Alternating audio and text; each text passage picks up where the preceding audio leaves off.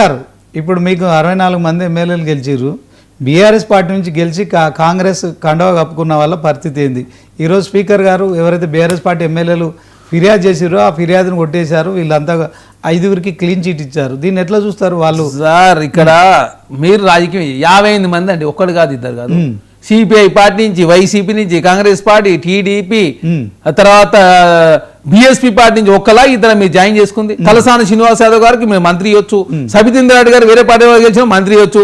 మీరు మాత్రం చేస్తే కరెక్ట్, వేరే వాళ్ళు చేస్తే తప్పైనా అది రాజకీయం మీకు ఒక్కరికి తెలుసా? మాకు తెలియదు. కాంగ్రెస్ పార్టీగా మేము దేశంలో కాంగ్రెస్ పార్టీ ఎన్ని సంవత్సరాల నుంచి ఈ దేశంలో అధికారంలో మేము అంటే మీ 9 సంవత్సరాల్లో మీ అకౌంట్లో 1515 కోట్ల రూపాయలు మాత్రం మీ అకౌంట్ ఉండొచ్చు కాక 60 సంవత్సరాలు పాలించిన కాంగ్రెస్ పార్టీ అకౌంట్లో 900 కోట్లు జాతీయ స్థాయి అకౌంట్లో మాకు మా తెలంగాణ రాష్ట్ర అకౌంట్లో ₹1 కూడా లేదనుకోండి. జీతంలో అత్యంత కాస్ట్లీ ప్రాంతీయ పార్టీ మీరు ఢిల్లీలో ఆఫీసు పెట్టుకోవచ్చు, రాష్ట్రంలో అన్ని జిల్లాల్లో ఆఫీసు పెట్టుకోవచ్చు, తెలంగాణ హైదరాబాద్ హెడ్ క్వార్టర్లో ఇంకొక గచ్చిబౌలి ఒకటి ఉండొచ్చు, ఇవన్నీ ఉండొచ్చు. కానీ మేము మాత్రం నిజాయితీ బలం, శుద్ధ పూసలం, నమస్తే తెలంగాణ పెట్టుకోవచ్చు, టీ న్యూస్ పెట్టుకోవచ్చు, యూట్యూబ్ ఛానల్ అన్ని మెయింటైన్ చేయొచ్చు.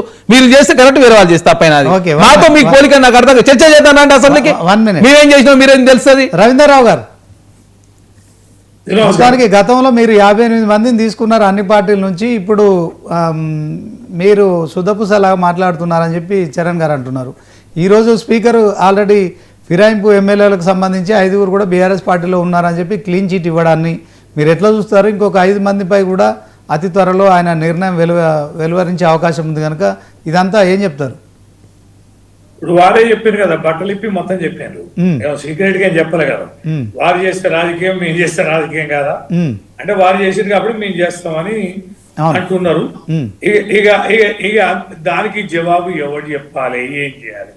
ఇప్పుడు ఈ చట్టం తెచ్చింది మీ రాజీవ్ గాంధీ గారు, తర్వాత ఈ చట్టానికి సవరణ చేసింది మీ రాజీవ్ గాంధీ గారు, తర్వాత మీరు తెచ్చిన మీ చట్టానికి మీరే తుట్టుపరుచుకుంటారు.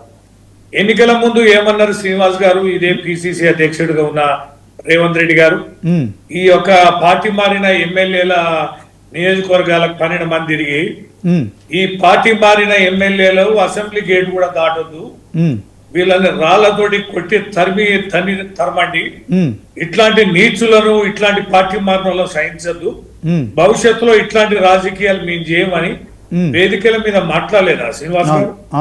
రికార్డ్స్ లేవా? ఇవన్నీ పబ్లిక్ మీరు ఇచ్చిన ఇన్సూరెన్స్ కదా. పార్టీ మారమని మీరు అనలేదా? పార్టీని మారిన వాళ్ళకి ఏం ఫలితం ఇవ్వాలని ప్రజలు చెప్పలేదా? మీరిచ్చిన ఆ సందేశంతో మరి వాళ్ళని ఓడించలేదా ప్రజలు? అంటే మీ మాటను నమ్మి మీరు ఈ మాట నిలబడతామనంటే మరి మీరు చెప్పిన మాట మీద పార్టీ మారిన వాళ్ళని ఓడిస్తే అదే పని ఈ రోజు మేము చేస్తామనంటే మరి ఇంతకు మారి బరిదెగించిన వాళ్ళకి ప్రజాస్వామ్యం ఏమెరక, రాజ్యాంగం ఎరక, రాజ్యాంగం జేబులో పెట్టుకొని దేశమంతా రాజ్యాంగం చూడు రాజ్యాంగం చూడు ఎందుకండి? అపాస్యం కదా, అవహేళన కదా.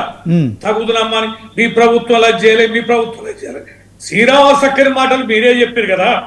కేసీఆర్ గారి ప్రభుత్వంలో జరిగిన ఇబ్బందులు కావచ్చు, చేయని పనులు కావచ్చు, తప్పిన మాటలు కావచ్చు, అన్ని మీరు చెప్పారు.